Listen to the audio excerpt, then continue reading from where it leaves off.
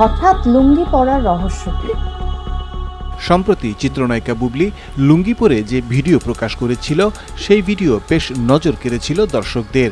প্রথম আলোর এক অনুষ্ঠানে বুবলির কাছে সেই লুঙ্গি পরার কারণ জানতে চাইলে বুবলি বলেন, আজকাল তো ছেলেরা মেয়েদের অনেক কিছুই পরে, তাই আমি না হয় একটু ছেলেদের পোশাক পরলাম। এক কথায় যদি বলি, বাঙালি ঐতিহ্যকে আবার ফিরিয়ে আনছি।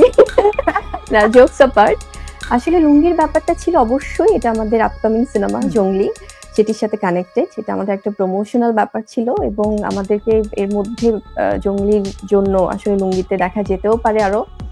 আর আমার কাছে মনে হয় যেহেতু মানে সবকিছুই তো আসলে ক্লোদিং, ফ্যাশনেবল একটা ব্যাপার, তো সেখান থেকে লুঙ্গির ব্যাপারটা আমার মনে হয় খুব ইন্টারেস্টিং একটা ব্যাপার হয়েছে। এবং আমি এটা প্রায় বলে থাকছি যে ছেলেরা যদি আমাদের অনেক কিছু আছে না, যে কানের অর্নামেন্ট, গলার অর্নামেন্ট, পাঞ্জাবির সাথে ওড়না সবকিছু নেয়, তাহলে আমরা একটু লুঙ্গি মাঝে মাঝে পরে ট্রাই করতে পারি।